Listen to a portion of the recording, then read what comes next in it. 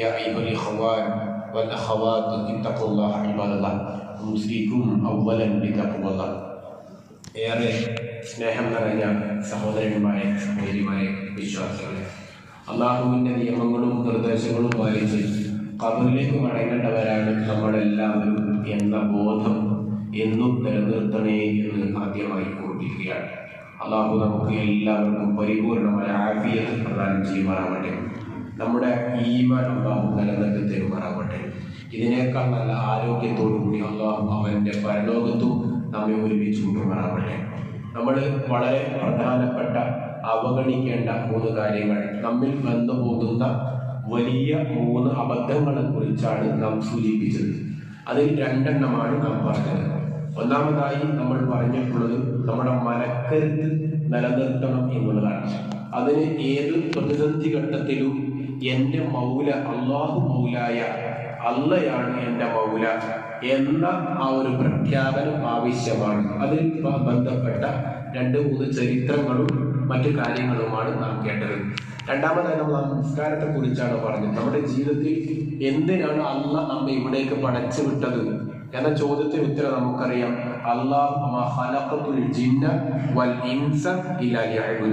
ആരാധിക്കുക എന്നുള്ളതാണ് നമ്മുടെ മുഖ്യ ദൗത്യം. അതിനുള്ളൊരു പ്ലാറ്റ്ഫോമാണ് നമ്മുടെ ഈ ജീവിതം. നമ്മുടെ ജോലിയും നമ്മുടെ ഉറക്കവും നമ്മുടെ ജീവിതം, നമ്മുടെ നടത്തം, നമ്മുടെ കുടുംബം, നമ്മുടെ ചുറ്റുപാട്, നമ്മുടെ വീട്, നമ്മുടെ വാഹനം, ഇതൊക്കെ ആ ആരാധനക്കുള്ള ഒരു പ്ലാറ്റ്ഫോമാക്കി മാറ്റണം എന്നുള്ളതാണ് നാം അതിൽ ആദ്യമായി നാം മനസ്സിലാക്കേണ്ടത്. അതിൽ നാം പറഞ്ഞു പോയ ഒരു വിഷയം പ്രാർത്ഥനയാണ്. എന്നുള്ള പ്രാർത്ഥനയുടെ ചെറിയൊരു വിശദീകരണവും കഴിഞ്ഞ ആഴ്ച സൂചിപ്പിച്ചു.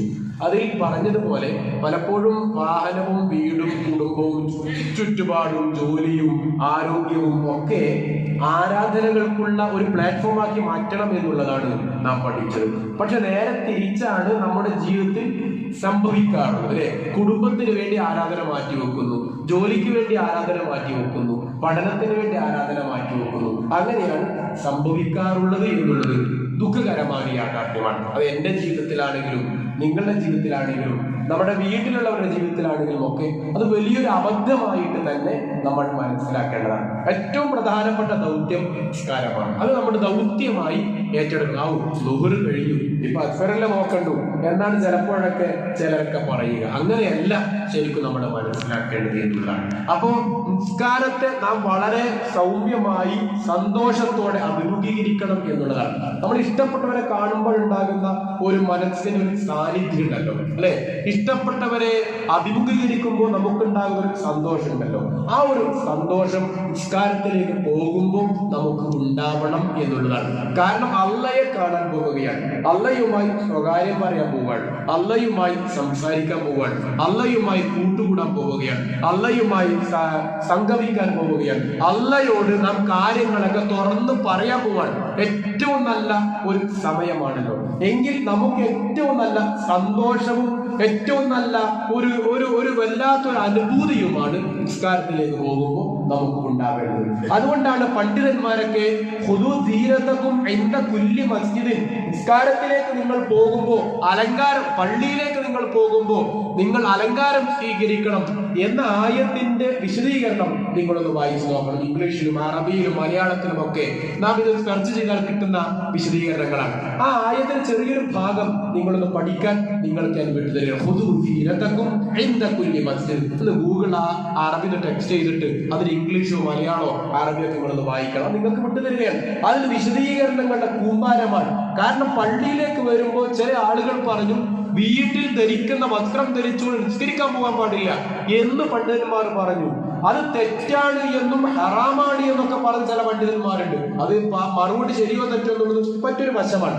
ഞാൻ പറഞ്ഞത് ആ രൂപത്തിൽ തീവ്രമായി തന്നെ പറയാൻ ചില പണ്ഡിതന്മാരെ പ്രേരിപ്പിച്ച ഘടകം, നമുക്ക് ഇഷ്ടപ്പെട്ടവരുടെ മുന്നിലേക്ക് നമ്മൾ എങ്ങനെയാ പോവാ, ഒരു ഓഫീസിലേക്ക് നമ്മൾ എങ്ങനെയാ പോവാ, നമ്മുടെ കുട്ടിയുടെ പേരൻസ് മീറ്റിംഗ് ആണ്, ആ പേരൻസ് മീറ്റിംഗിൽ നമ്മൾ എങ്ങനെയാ പോവുക, നമ്മുടെ ഓഫീസിൽ ജോലിക്ക് വേണ്ടി നമ്മൾ എങ്ങനെ പോവുക, ആ രൂപത്തിൽ പോകുമ്പോൾ നമ്മുടേതായ മേനിയടവോട് കൂടിയിട്ടാണ് പോവുക. ഏറ്റവും നല്ല വസ്ത്രം ധരിച്ചുകൊണ്ട് നല്ല രൂപത്തിലാണല്ലോ പോവുക.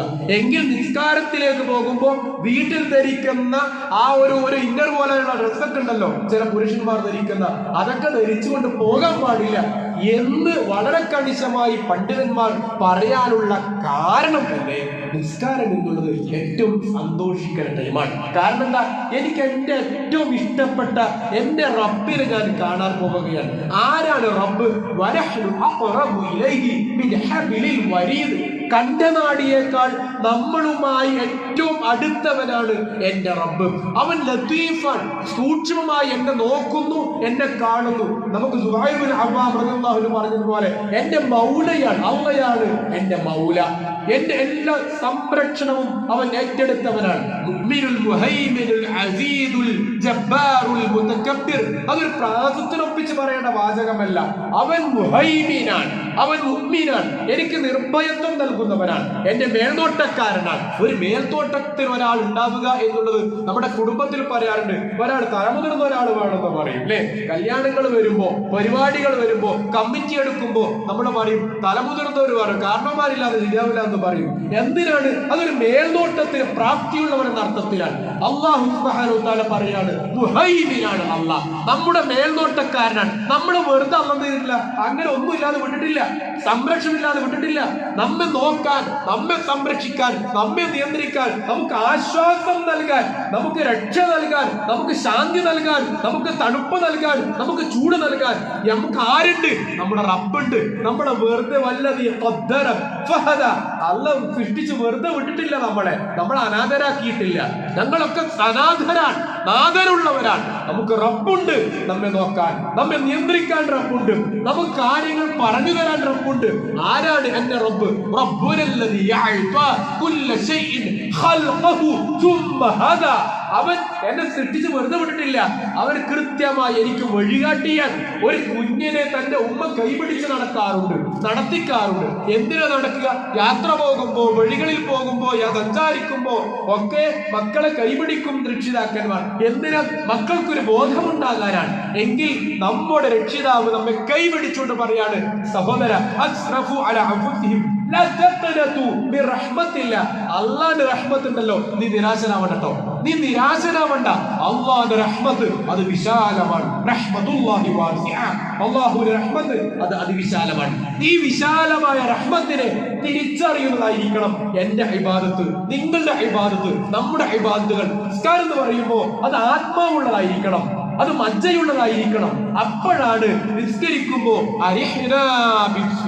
നിസ്കാരം കൊണ്ട് ശാന്തി കൊണ്ടാ, നിസ്കാരം ഒരു സുഹൃതമാണ് എന്ന് പറയാൻ കഴിയണമെങ്കിൽ ഈ പറഞ്ഞ രൂപത്തിൽ അള്ളാഹുവിന്റെ സിഫത്തിനെ കുറിച്ച് നമുക്കറിയണം, അള്ളാഹുവിന്റെ ഇൽമിനെ കുറിച്ച് നമുക്കറിയണം, അള്ളാഹുവിന്റെ റഹ്മത്തിനെ കുറിച്ച് നമുക്കറിയണം. അപ്പൊ നമുക്ക് എന്തുണ്ടാവും? ആ അള്ളാഹിനെയാണ് ഞാൻ കാണാൻ പോകുന്നത്, ആ അള്ളയുമായി സംസാരിക്കാനാണ് ഞാൻ പോകുന്നത്, ആ അള്ളയുമായി മുലാഖാത്ത് നടത്താനാണ് ഞാൻ പോകുന്നത്, ആ അള്ളയാണ് എന്നെ നോക്കുന്നത്, ഞാൻ അള്ളാഹിനെ കാണാൻ പോവാൻ. ആ സുജൂദ് ഉണ്ടല്ലോ, അള്ളയുമായുള്ള എന്റെ സംസാരമാണ്, അള്ളയുമായുള്ള എന്റെ സ്വകാര്യമാണ്, അള്ളയുമായുള്ള എന്റെ കണ്ടുമുട്ടലാണ് എന്ന ഒരു ചിന്ത എനിക്കുണ്ടാവണം, നമുക്ക് ഓരോരുത്തർക്കും ഉണ്ടാവണം. പള്ളിയിലേക്ക് വരുമ്പോഴായാലും, വീട്ടിൽ മുസല്ലയിലേക്ക് പോകുമ്പോഴായാലും, ഒന്നു ഉണ്ടാക്കുമ്പോൾ നമ്മുടെ ചിന്തയുണ്ടാവേണ്ടത് അള്ളാഹുവുമായി ഞാൻ സംസാരിക്കാൻ പോവുകയാണ്. ആ അർത്ഥത്തിലാണ് പണ്ഡിതന്മാർ പറഞ്ഞത്, നാം സാധാരണ ധരിക്കുന്ന വസ്ത്രം കൊണ്ടല്ല നിസ്കരിക്കേണ്ടത്, നിസ്കാരത്തിൽ പ്രത്യേകമായ വസ്ത്രം തയ്യാറാക്കണമെന്ന് പറഞ്ഞു. മുഹമ്മദ് മുസ്തഫ സല്ലല്ലാഹു അലൈഹി വസല്ലം വെള്ളിയാഴ്ച കുളിക്കാൻ പറഞ്ഞു. മറ്റിടത്ത് കുളിക്കാത്തോണ്ടല്ല, വെള്ളിയാഴ്ച വുളു ഉണ്ടാക്കി ആ നിയ്യത്തോടുകൂടി കുളിച്ചാൽ അതിന് പ്രത്യേകമായ പ്രതിഫലമാണ്, ഫദ്ലുണ്ട് എന്ന് പഠിപ്പിച്ചു. അതേപോലെ വെള്ളിയാഴ്ച പള്ളിയിലേക്ക് പുറപ്പെടുമ്പോ അതിന്റെ പ്രത്യേകതയെ കുറിച്ച് പഠിപ്പിച്ചു. കൂട്ടത്തിൽ വെള്ളിയാഴ്ച പ്രത്യേകമായി വസ്ത്രം ധരിച്ച സഹാബികളുണ്ട് എന്ന് നാം മനസ്സിലാക്കുന്നു. അവർ വെള്ളിയാഴ്ച ഒരു വസ്ത്രം അത് വെള്ളിയാഴ്ച മാത്രമേ ധരിക്കുള്ളായിരുന്നു.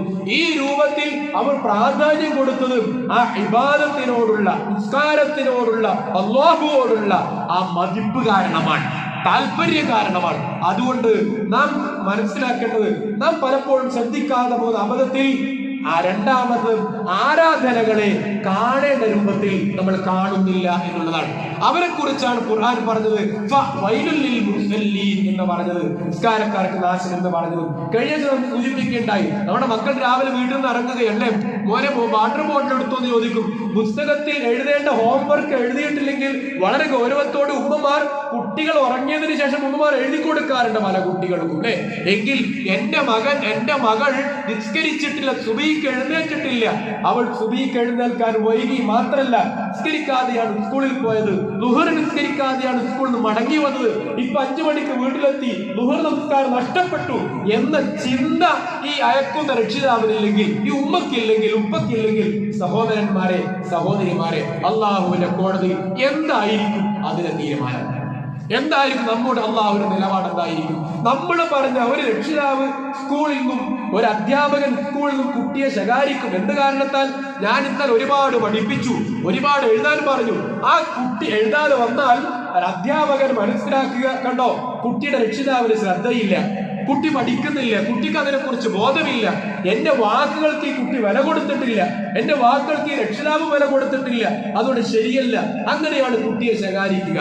എങ്കിൽ സഹോദരന്മാരെ സഹോദരിമാരെ, അല്ല പഠിപ്പിച്ച ആ അർക്കാനുകൾ, അല്ല പഠിപ്പിച്ച ഇബാദത്തുകൾ നമ്മുടെ മക്കൾ ലംഘിക്കുമ്പോൾ അത് ആരുടെ കുറ്റമാണ്? മക്കളുടെ മാത്രം കുറ്റമാണോ? മക്കളുടെ മാത്രം പോരായ്മയാണോ? മക്കളുടെ മാത്രം അറിവില്ലായ്മയാണോ? മക്കളുടെ മാത്രം അശ്രദ്ധയാണോ? ആണോ? നമ്മൾ ശ്രദ്ധിക്കേണ്ടതാണ്. അത് നമ്മൾ ശ്രദ്ധ നമ്മുടെ ചിന്തയിലേക്ക് ഉണ്ടാവേണ്ടതാണ്. നിസ്കാര വിഷയത്തിൽ നമ്മുടെ അയൽക്കാരോട് നമ്മൾ പറയണം, തൗഹീദ് കഴിഞ്ഞാൽ ലാ ഇലാഹ ഇല്ലല്ലാഹ്, അതാണല്ലോ മുഖ്യം അല്ലേ?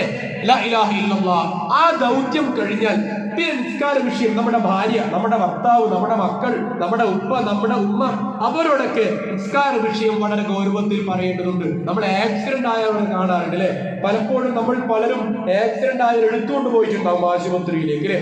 ആശുപത്രി കൊണ്ടുപോയിട്ട് 2 വഖത്തിന്റെ സമയം ആ രോഗി ആ മരണാസന്ന നിലയിൽ കഴിഞ്ഞിട്ടുണ്ടാകും.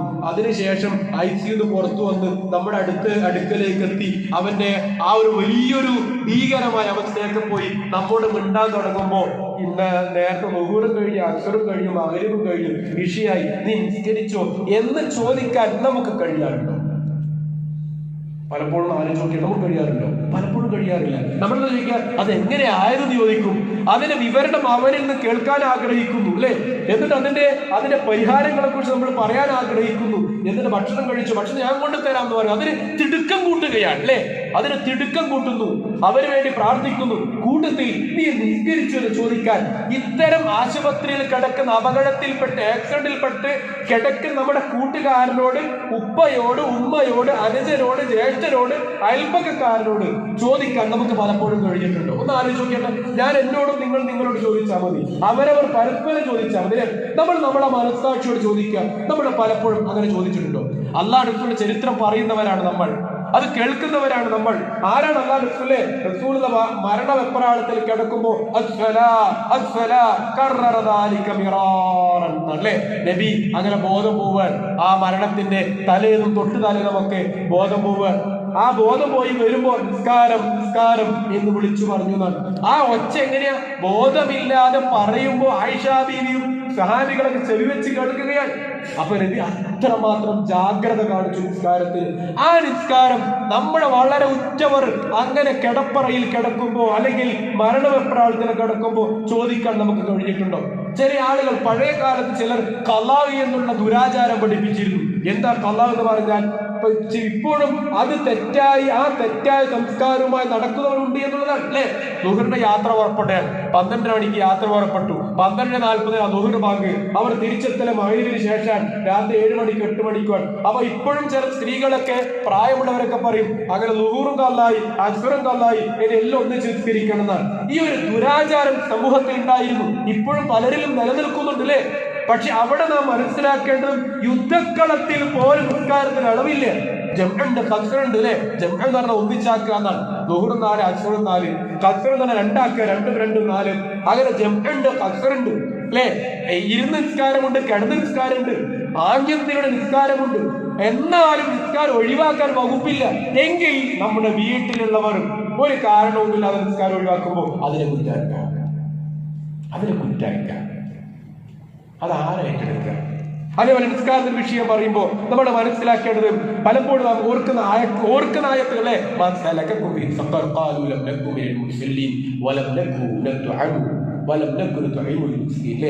എന്താണോ നീ നരകത്തിലെത്താൻ കാരണം? ഞാൻ നിസ്കരിക്കുന്നവരിൽ പെട്ടിരുന്നില്ല അല്ലെ. എന്റെ നല്ല കാടിയാണ്, നല്ല വസ്ത്രമാണ്, നല്ല വേഷമാണ്, നല്ല ശബ്ദമാണ്, പക്ഷേ നിസ്കാരത്തിന് കൃത്യമായിട്ട് ഞാൻ ഉണ്ടായിട്ടില്ല. അപ്പൊ നിസ്കാരം ഉണ്ടാവണം, അതോടൊപ്പം അതിൽ ആത്മാവ് ഉണ്ടാവണം നിസ്കാരത്തിന് എന്നുള്ള മനസ്സിലാക്കേണ്ട വിഷയമാണ്. അതോടൊപ്പം നിസ്കരിക്കുമ്പോൾ നമുക്കുണ്ടാകുന്ന ഒരുപാട് ഗുണങ്ങളുണ്ട്. ഭൗതികമായ ഗുണം, പരലോകത്ത് ഗുണം നമുക്ക് പറയേണ്ട ആവശ്യമില്ല, നമുക്കൊക്കെ അറിയാം അല്ലെ. ഭൗതികമായ ഗുണം അല്ലെ, മനസ്സിന് വിശാലത ഉണ്ടാവും, മനസ്സിന് കെട്ടുറപ്പുണ്ടാവും, ഒരു ദൃഢതയുണ്ടാവും, പതർച്ച ഉണ്ടാവില്ല. ടെൻഷനും പ്രശ്നങ്ങളും പ്രയാസങ്ങളും ദുരന്തങ്ങളും വരുമ്പോൾ മനസ്സിന് ഒരു ഉറച്ച തീരുമാനം എടുക്കാനുള്ള ശേഷി ഉണ്ടാവും. ഇങ്ങനെ ഒരുപാട് ഗുണങ്ങൾ നിസ്കാരത്തെ കുറിച്ച് വന്നിട്ട് 8ഓളം ഗുണങ്ങൾ വന്നിട്ടുണ്ട്. എന്തിനാ രാത്രി അള്ള കിട്ടി നമുക്ക് ഉറങ്ങാനാണ് അല്ലെ. രാത്രി വസ്ത്രമാണ്, രാത്രി വിശ്രമമാണ്, അത് ഉറങ്ങേണ്ടത് പഠിപ്പിച്ചു. ആ രാത്രിയിൽ പോലും അല്ല പഠിപ്പിച്ചതും കാനൂ ഖലീലൻ മിനൽ ലൈൽ എന്നാണ്. ചില ആൾക്കാർ കുറച്ച് ഉറങ്ങുന്നതാണ്. എന്തിനറിയോ? നിസ്കരിക്കാൻ. അപ്പൊ നിസ്കാരത്തിന് അത്രമാത്രം പ്രാധാന്യം കൊടുത്തു.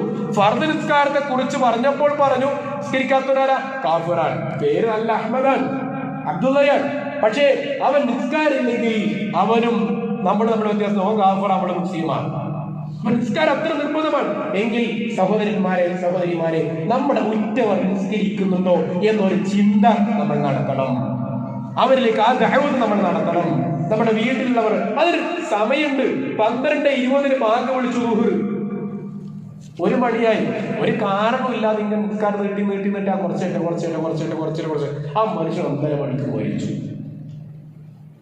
നമ്മൾ ആലോചിക്കുക, ആ മനുഷ്യൻ ളുഹർ നിസ്കരിച്ചിട്ടില്ല എന്ന കുറ്റക്കാരനാണോ അല്ലേ? നമ്മൾ ജമാഅത്തിനെ പ്രതീക്ഷിക്കുന്നത് മറ്റൊരു വശമാണ്. അത് അള്ളാന്റെ കൂലിയ കിട്ടുക അല്ലെ. ഇത്ര മണിക്ക് ജമാഅത്താണ്, ആ ജമാഅത്തിന് ഒന്നിച്ച് നിർവഹിക്കാം, അതിനിടയിൽ മരിച്ചാൽ നിസ്കരിച്ച കൂലിയ കിട്ടാം. പക്ഷെ ഇങ്ങനെ വെറുതെ നീട്ടി വെച്ച് അതിന് മുന്നേ മരിച്ചു പോയാൽ എന്തായിരിക്കും? അതിൽ അള്ളാഹുവിന്റെ തീരുമാനമായിരിക്കും. അപ്പൊ രണ്ടാമത്തെ ദുരന്തം നിസ്കാരത്തിൽ വരുന്ന അലമ്പാണ്. മൂന്നാമതായി നമ്മൾ മനസ്സിലാക്കേണ്ടത് നമ്മുടെ തകർച്ചകൾ കാരണം അനുഗ്രഹങ്ങൾ ഒരുപാട് ലഭിച്ചു, പക്ഷെ അനുഗ്രഹങ്ങളെ പലപ്പോഴും നാം മറന്നു പോകുന്നു എന്നുള്ളതാണ്, ഓർക്കുന്നില്ല എന്നുള്ളത് വലിയൊരു വിഷയമാണ്. സഹോദരന്മാരെ, ക്യാൻസർ രോഗം നമ്മൾ അറിയുന്നതും കാണുന്നു അല്ലെ. ക്യാൻസർ രോഗം വന്നു കഴിഞ്ഞാൽ നമുക്കറിയാം, ചില രോഗങ്ങൾ, ക്യാൻസർ രോഗം ചില ഭാഗങ്ങളിൽ വന്നാൽ ഗുഹ്യാവയവത്തിലൂടെ പോകേണ്ട മാലിന്യങ്ങൾ ഡോക്ടർമാർ കയ്യിൽ ഗ്ലൗസ് ഇട്ടിട്ട് അത് വലിച്ചെടുക്കേണ്ടുന്ന ചില രോഗങ്ങളുണ്ട് അല്ലേ. അല്ലാഹു നമുക്ക് അതിരക്ഷിക്കുവാനാവട്ടെ. അത് എത്രമാത്രം അസഹ്യമാണ്, എത്രമാത്രം ഭീകരമാണ് ആ രോഗം അല്ലെ. ചില രോഗങ്ങൾ വന്നാൽ മലദ്വാരത്തിലൂടെ പോകേണ്ട അവശിഷ്ടങ്ങൾ ഛർദ്ദിച്ചുകൊണ്ട് പോകേണ്ടുന്ന അവസ്ഥയുണ്ടാകും. അല്ലാഹു നമുക്ക് അതിരക്ഷിക്കുവാനാവട്ടെ. ഒരുപാട് രോഗങ്ങൾ, നിങ്ങളിവിടെ ഇരിക്കുകയാണ്, ഞാൻ നിൽക്കുകയാണ് അല്ലെ. ആ ഇരുത്തും ഈ നൃത്തവും ഉണ്ടല്ലോ, എത്ര വലിയ അനുഗ്രഹമാണ്. നമ്മൾ പറഞ്ഞറിയിക്കേണ്ട ആവശ്യമൊന്നുമില്ല. കണ്ണിന്റെയും തൊണ്ടയുടെയും ഗൗരവം പലപ്പോഴും നമുക്ക് സൂചിപ്പിച്ചതാണ്. എങ്കിൽ സഹോദരന്മാരെ, ഈ അനുഗ്രഹങ്ങളെ നമ്മൾ മറന്നു പോകുന്നു എന്നുള്ളതാണ് ഏറ്റവും വലിയ ദുരിതവും എന്നുള്ളതാണ് നമ്മൾ മനസ്സിലാക്കേണ്ട വിഷയം. അള്ളാഹു നമുക്ക് തന്ന അനുഗ്രഹങ്ങൾ എടുത്തു കളയുമ്പോൾ നമ്മൾ പേടിക്കേണ്ടതാണ്. മാത്രമല്ല, നമുക്കറിയാലോ, പിന്നെ ഈ നമ്മളിങ്ങനെ നടന്നു പോകുമ്പോൾ ഒരുപാട് ചിന്തകൾ നമ്മൾ നടത്തുമ്പോൾ മുഹമ്മദ് മുസ്തഫ സല്ലല്ലാഹുവിന്റെ ജീവിതത്തിലേക്ക് പലപ്പോഴും ഒരു എത്തിനോട്ടം നടത്തേണ്ടതാണ്. നമ്മുടെ ജീവിതത്തിൽ മാതൃകയാക്കാൻ നല്ലൊരു ഇൻസ്പിറേഷനാണ് നബി സല്ലല്ലാഹു അലൈഹി വസല്ലമയുടെ ജീവിതം എന്നുള്ളതാണ്. നബി സല്ലല്ലാഹു പട്ടിണി കിടന്നു നമ്മുടെ നബി അല്ലേ. ദാരിദ്ര്യം അനുഭവിച്ചു നമ്മുടെ നബി. അതേപോലെ തന്നെ പ്രയാസങ്ങൾ അനുഭവിച്ചു നമ്മുടെ നബി. ഒരുപാട് ആക്ഷേപങ്ങൾ കേട്ടു നമ്മുടെ നബി. എന്തിനേറെ, 1 മാസം മുന്നേ വീട്ടിൽ കഴിക്കാനുള്ള ഭക്ഷണം ഉണ്ടായിരുന്നല്ലോ. വഫാത്തിന്റെ 1 മാസം മുന്നേ റസൂലുള്ളാഹിക്ക് വീട്ടിൽ കത്തിക്കാനുള്ള എണ്ണ ഉണ്ടായിരുന്നില്ല. ദാരിദ്ര്യം അനുഭവിച്ചു നമ്മുടെ നബി. പലപ്പോഴും വിശന്ന് വലഞ്ഞ വയറുമായി പുറത്തിറക്കേണ്ടി വന്നു നമ്മുടെ നബി. പലപ്പോഴും ശത്രുക്കളുടെ മർദ്ദനങ്ങൾ ഏറ്റെടുക്കേണ്ടി വന്നു നമ്മുടെ നബി. എല്ലാവരും അക്രമങ്ങൾ ഏറ്റെടുക്കേണ്ടി വന്നു നമ്മുടെ നബി. പക്ഷെ അൽ അമീനായ നമ്മുടെ നബി, ആ മുഹമ്മദ് മുസ്തഫ സല്ലല്ലാഹു അലൈഹി വസല്ലമ അവസാന കാലഘട്ടത്തിലും നിസ്കരിക്കുമ്പോ ആയിഷ ബീവി ചോദിച്ചല്ലോ, അല്ല നബി നിങ്ങളെല്ലാം തെറ്റും അല്ല പുറത്തു തന്നിട്ടുണ്ടല്ലോ, ഇനി എന്തിനാ നിങ്ങളിങ്ങനെ കാലിന് നീര് കെട്ടിയിട്ടില്ലേ? പ്രായമാകുമ്പോ കാലിലൊക്കെ നീര് വരും, അധികം നിൽക്കാൻ പറ്റൂല, കാലധികം മടക്കി വെക്കാൻ പറ്റൂല, കാലിൽ നിവർത്തേണ്ടി വരും, ഇരിക്കേണ്ടി വരും, അങ്ങനെയൊക്കെ ഒരുപാട് പ്രയാസങ്ങൾ ഉണ്ടാവും. അപ്പൊ റസൂലുള്ളാഹിയുടെ കാലിൽ നീര് വരാൻ തുടങ്ങിയില്ലേ, കാലനക്കാൻ പറ്റാത്ത അവസ്ഥ വന്നു. അപ്പോഴാണ് ആയിഷ ബീവിയുടെ ചോദ്യം, അല്ല നബിയെ, പുന്നാര നബിയെ, നിങ്ങൾക്ക് അല്ല എല്ലാം തെറ്റ് പുറത്തു തന്നിട്ടുണ്ടല്ലോ, പിന്നെ എന്തിനാണ് ഈ പ്രായമായ കാലഘട്ടത്തിലും ഇത്രമാത്രം പ്രയാസങ്ങൾ സഹിച്ചുകൊണ്ട് എന്തിനാ ഈ രാത്രി ഉറക്കൊഴിക്കുന്നത്, എന്തിനാ ഇങ്ങനെ നിൽക്കുന്നത്, എന്തിനാ ഒരുപാട് നേരം നിൽക്കുന്നത്? നിങ്ങൾക്ക് എന്താ അല്ലാഹ് രക്ഷപ്പെടുത്തുകയാണല്ലോ നിങ്ങളൊക്കെ എന്ന് പറയുമ്പോൾ എത്ര സുന്ദരമായ വാക്കുകളാണ് അതിലെ, വല്ലാതെ നമ്മുടെ മനസ്സിനെ പിടിച്ചുലക്കേണ്ട വാക്കുകൾ. ആയിഷ, നല്ല ഒരു നന്ദിയുള്ള അടിമ ആവണ്ടേ ആയിഷ? സഹോദരന്മാരെ, നമ്മളൊന്ന് ആലോചിച്ച് നോക്കുക. നമ്മൾ ഇന്ന് ഈ പള്ളിയിലേക്ക് വന്നത് സുഭിക്ഷമായ ഭക്ഷണം കഴിച്ച് നല്ല വസ്ത്രം ധരിച്ച് നല്ല ആരോഗ്യത്തോട് കൂടിയിട്ടാണ് അല്ലെ? അല്ലാഹു ആരോഗ്യം നിലനിർത്തി തരുമാറാകട്ടെ. അപ്പൊ എന്നിട്ടും ഈ രൂപത്തിൽ ഒരു അനുഗ്രഹവും അല്ലാഹു റസൂൽ അനുഭവിച്ചിട്ടില്ല എന്നുള്ളത് ചരിത്രം പഠിച്ച് നമുക്ക് ഓരോരുത്തർക്കും ബോധ്യമാണ്. പക്ഷേ എന്നിട്ടും അല്ലാഹു റസൂൽ പറഞ്ഞു, ആയിഷ, നന്ദിയുള്ള ഒരു അടിമയായി ഞാൻ മാറേണ്ട ആയിഷ. നിങ്ങൾ ഇവിടെ ഇരിക്കുന്നു, ഞാനിവിടെ നിൽക്കുന്നു അല്ലെ? നല്ല ഭക്ഷണം കഴിക്കാൻ നമ്മുടെ വീടുകൾ കാത്തിരിക്കുന്നു, നമ്മുടെ ബാഗുകൾ കാലിയായിട്ടില്ല, നമ്മുടെ പോക്കറ്റുകൾ കാലിയായിട്ടില്ല. ഭക്ഷണം കഴിക്കാതിരിക്കാനുള്ള ആരോഗ്യം, ഭക്ഷണം കഴിക്കാനുള്ള ആരോഗ്യം നമുക്ക് നഷ്ടപ്പെട്ടു പോയിട്ടില്ല എങ്കിൽ എന്ന് ആയിഷ ബീവിയുടെ പ്രഖ്യാപനം ഉണ്ടല്ലോ. സഹോദരന്മാരെ, സഹോദരിമാരെ, ഒരു വട്ടം നമ്മൾ ആലോചിച്ച് നോക്കുക. നമ്മളെ എത്ര നന്ദി റബ്ബിനോട് പറയണം. നാം ചെയ്യുന്ന ഈ ജീവിത ക്രമം നന്ദികളാണോ ആലോചിക്കേണ്ടതല്ലേ? അല്ലാഹു തൗഫീഖ് നൽകുമാറാകട്ടെ.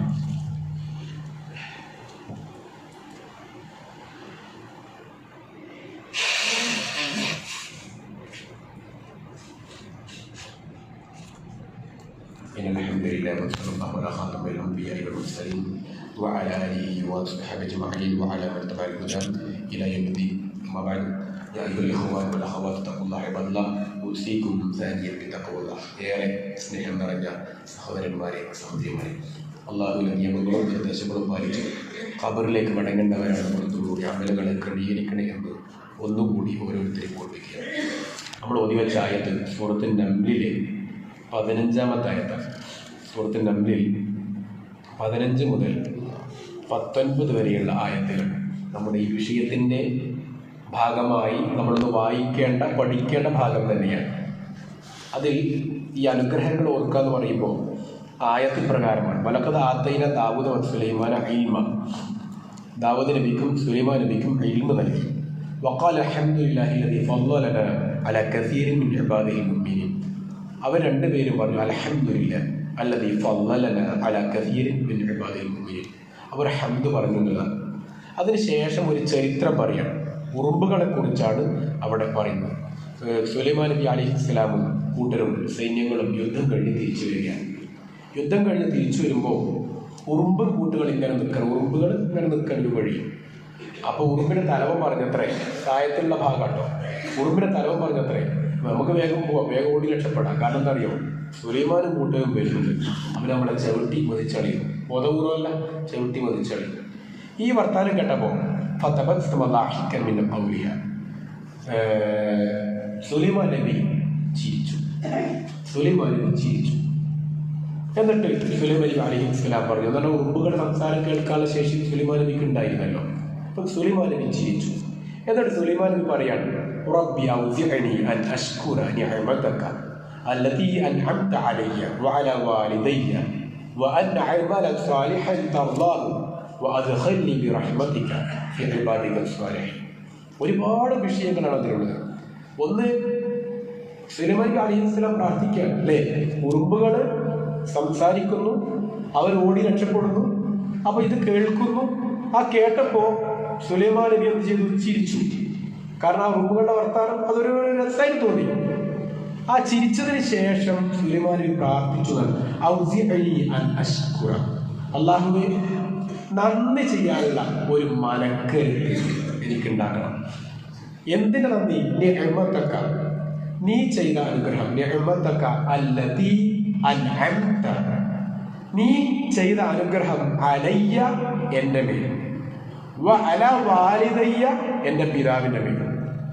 അപ്പോൾ എൻ്റെ പേരിലും എനിക്കും എൻ്റെ പിതാവിനും നീ ചെയ്ത അനുഗ്രഹങ്ങൾക്ക് നന്ദി ചെയ്യുവാനുള്ള ഒരു മനസ്സ് എനിക്ക് തരണം. ഇത് വല്ലാത്തൊരു പ്രാർത്ഥനയാണ് അല്ലേ? റബ്ബേ, ഞാൻ ഈ ഭക്ഷണം കഴിച്ചു, ഈ ഭക്ഷണം കഴിച്ച് വലിയ അനുഗ്രഹമാണ് അല്ലേ? എനിക്കിത് ഈ സമ്പാദ്യം നീയാണ് റബ്ബേ. എനിക്ക് ഇങ്ങനെ വാഹനം വാങ്ങാനുള്ള തൗഫീഖ് കിട്ടി, അത് നിന്റെ അനുഗ്രഹമാണ് അല്ലാഹുവേ. ഇതിന് നന്ദി ചെയ്യാനുള്ള തൗഫീഖ് ഈമാൻ എനിക്ക് നൽകണം എന്ന് പ്രാർത്ഥിക്കണം എന്നാണ് സഹോദരന്മാരെ, സഹോദരിമാരെ. അല്ലാണ്ട് അങ്ങനെ പറയണതാണ്. റബ്ബേ, ഞാനിപ്പോ ഇവിടെ പള്ളിയിരിക്കുകയാണ്, ഇരിക്കാനുള്ള ആരോഗ്യം നിന്നല്ലോ, ഇതിന് നന്ദി പറയണം, തൗഫീഖ് എനിക്ക് തരണേ. ഔസിഅനി അൻ അശ്കുറ നിഅമതക അല്ലതി അൻഅംത അലയ്യ വഅലാ വാലിദയ്യ. ശേഷം വഅൻ അഅമല സ്വാലിഹൻ. അടുത്ത പ്രാർത്ഥനയാണ് വഅൻ അഅമല സ്വാലിഹൻ. നല്ല അമൽ ചെയ്യാനും എനിക്കെന്ത് ചെയ്യണം? മനക്കരുത്ത് നൽകണം. വല്ലാത്തൊരു പ്രാർത്ഥനയാണ്. അല്ലാഹു നല്ല അമൽ എന്ന് പറഞ്ഞാൽ എന്താ? മനസ്കരിക്കുന്നുണ്ട്, നോമ്പ് നോക്കുന്നുണ്ട്, സക്കാത്ത് കൊടുക്കുന്നുണ്ട്, ഹജ്ജ് ചെയ്തിട്ടുണ്ട്. പക്ഷെ അതൊക്കെ നല്ലതാവണം അല്ലെ? അമൽ ചെയ്തുകൊണ്ട് കാര്യമില്ല, നല്ല അമലാവണം. എന്താണ്? നീ തൃപ്തിപ്പെട്ടതാവണം. അപ്പൊ നീ തൃപ്തിപ്പെട്ട നല്ല അമൽ ചെയ്യാൻ അതിനും എനിക്ക് തൗഫീഖ് നൽകണം, മനക്കരുത്ത് നൽകണം. തീർന്നിട്ടില്ല.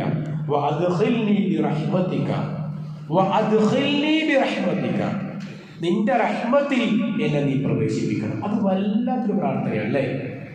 നിന്റെ റഹ്മത്തിൽ എന്നെ നീ പ്രവേശിപ്പിക്കണം എന്നാണ്. ദാഖില്, ഖാരിജ്, ഉഖ്റുജ് ഇതൊക്കെ നമുക്ക് അറിയുന്ന പദാണ്. എന്നെ നീ എത്തിക്കണേ, എന്നെ നീ കയറ്റണേ, എന്നെ നീ പ്രവേശിപ്പിക്കണേ. ബി റഹ്മതിക, നിന്റെ റഹ്മത്തിൽ എന്ന് പറഞ്ഞാൽ എനിക്ക് റഹ്മത്ത് തരണം, എൻ്റെ വീട്ടിൽ റഹ്മത്ത് തരണം, എൻ്റെ കുടുംബത്തിൽ റഹ്മത്ത് തരണം. അങ്ങനെ നിന്റെ റഹ്മത്തിനെ കൊണ്ട് എന്നെ നീ പൊതിയണം എന്നാണ്. അത് വല്ലാത്തൊരു പ്രാർത്ഥനയാണ്.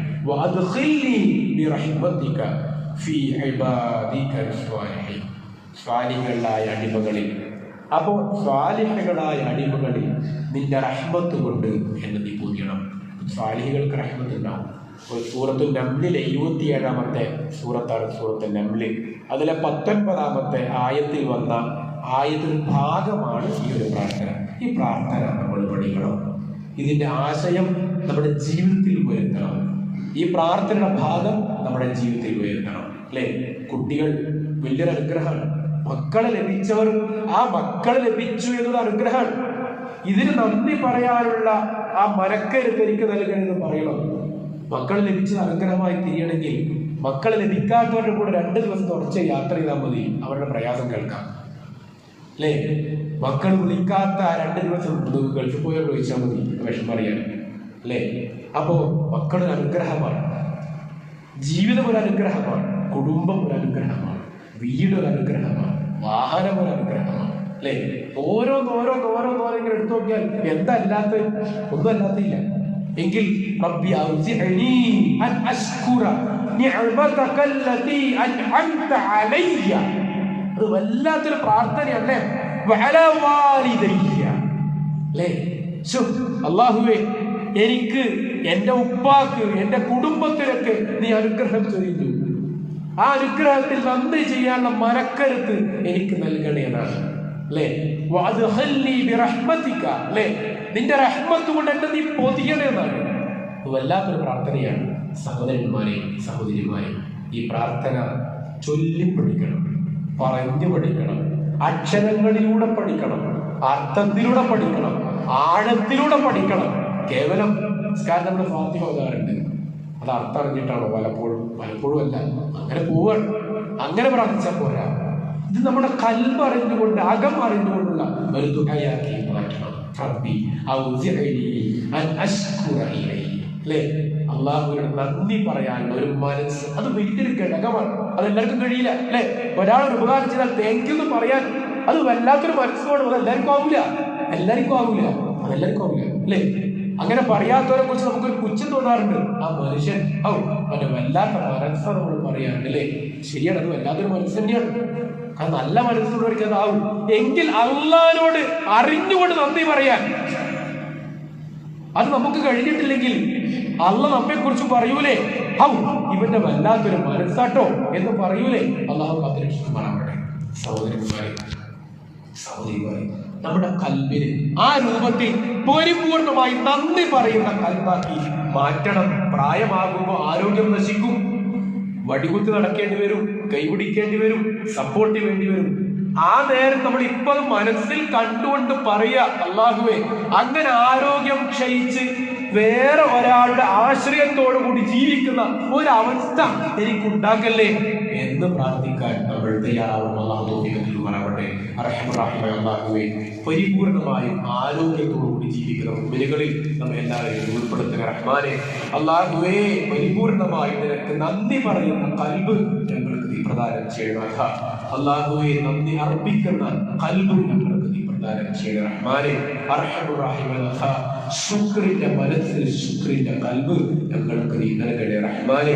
ലാ ഇലാഹ ഇല്ലല്ലാഹ് എന്ന് പ്രഖ്യാപിച്ച് മരിക്കുന്നവരിൽ ഞങ്ങളെ നീ ഉൾപ്പെടുത്തുക റഹ്മാനെ. അല്ലാഹുവേ, അവസാനം വരെ നിന്നെ ആരാധിക്കുന്ന യഥാർത്ഥ ഈമാൻ ഞങ്ങൾക്ക് നീ പ്രദാനം ചെയ്യണം റഹ്മാനെ. അല്ലാഹുവേ, അവസാനം വരെ ഞങ്ങളുടെ ഈ ആരോഗ്യം ഞങ്ങൾക്ക് നീ നിലനിർത്തി തരണേ അല്ലാഹ്.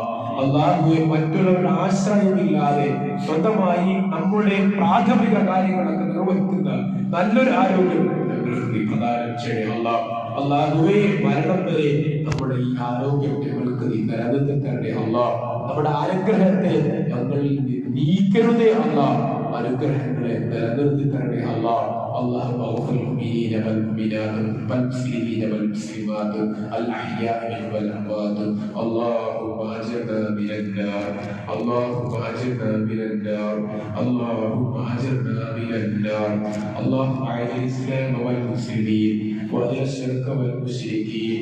اللهم أحيي على الكتاب والسنة وأمتنا على الإيمان والتوبة.